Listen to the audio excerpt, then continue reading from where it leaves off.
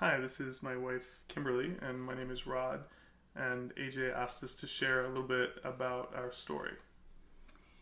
We actually know a few of you, but a lot has changed in the 7 or so years that we were away from Deepwater. But we actually started with the church plant at Deepwater a few years ago, and then we moved to St. John, New Brunswick just for work. I was working there as an obstetrician gynecologist, and I guess I'll kind of backdate a little bit to there just as part of telling our story. Had our three kids while we were there, and parent bias, we think they're lovely. For those of you who work in upstream, don't correct us.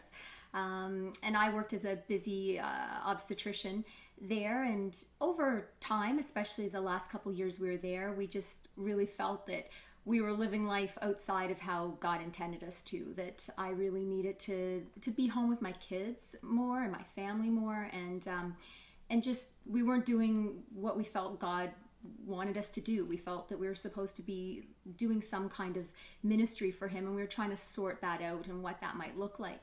So as part of that process, in August of 2015, I closed my practice there, and we decided to just live life differently. We felt like we were supposed to be back in Halifax. We'd bought a home here, and in the meantime, we were actually traveling around doing locums, living in little hotel rooms for weeks at a time, just in that transition, and really kind of having the time of our lives as we just spent more time together as a family.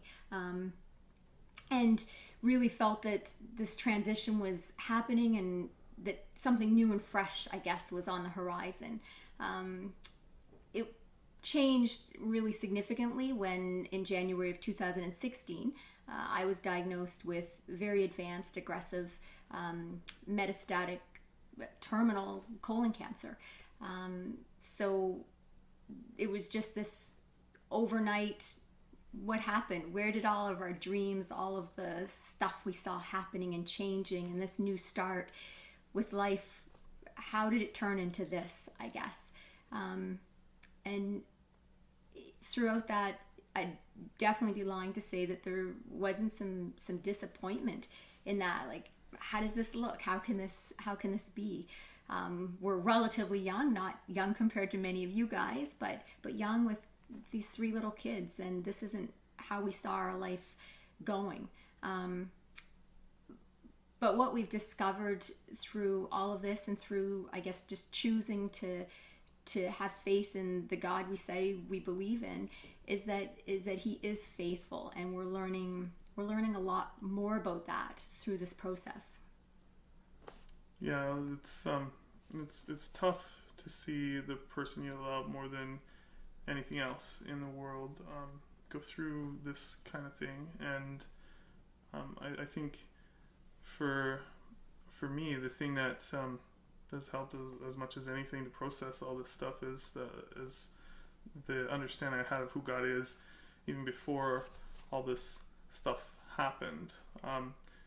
Most of us, whether it's consciously or not, tend to fall into this idea that God, is if you follow him in the right way and do all the right things, that he'll protect you from bad things. And it's not what he says. Jesus himself said that in this life, or in this world, we will have trouble, but he also says to be encouraged because he has overcome the world, and that he will be with us and help us through any trials and troubles that we have, and he certainly has been with us through this process.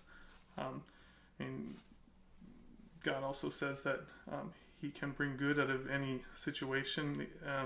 We may not ever really see the good that may come or understand it.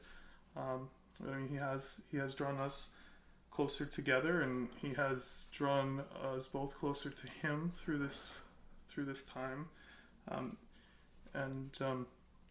He has given us the peace and strength and hope that we can't even understand, and that that's just, there's no other way to explain it but his presence and his supernatural presence and involvement in our lives. And you can't ever know someone else's situation, even if it looks identical on the outside, or how someone else is feeling, or how they're dealing, I guess, with things. But the thing that I know I've realized, and I really think we've realized, is that, just as Rod said, it's incredible what God can do, even in circumstances that you just could never imagine yourself in, and would never really want to be in. And we've seen his faithfulness over and over and over, in not just in how I guess we feel in terms of the peace and joy, and that's not every moment's perfect, but there is just so much of that throughout these months. But we've seen his faithfulness in so many truly tangible ways. Days where, I'm really sick, and people tell me the next morning that they were woken up in the night to pray for us, and and something major happens, and I feel better. I can remember praying back in the beginning of this that I would just see the sunshine on my face again, in the summer, and just from milestones like my kids' birthdays, and my little girl starting kindergarten, and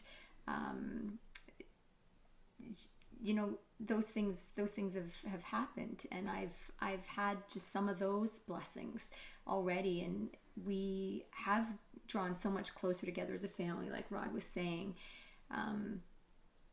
and God is just faithful in so many ways, that even though in January I was given very limited time to live, and we don't know what the future holds, but we always have hope. We know what the long-term future holds for us as children of the King, and we even have hope in the day-to-day, because he shows himself over and over to be faithful. And it doesn't mean that it's easy every day to always have that perspective when you don't feel it, when you can't see it.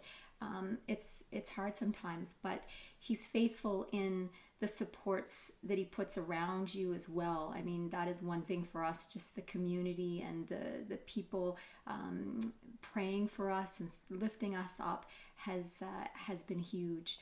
And so I guess the thing that for us, why we are doing this is one, AJ asked us, but really it's because we've realized that that just our prayer for everyone, our prayer for you, is that you draw closer to Jesus, and you know him in an even deeper way today, and for each day, because no matter what your circumstances are today, and no matter what might come your way in the future, that is the thing that, without question, to us is a complete life-changing thing. And I don't know if a day goes by that I don't think to myself, or that we don't say, I don't know how people would get through this without Jesus.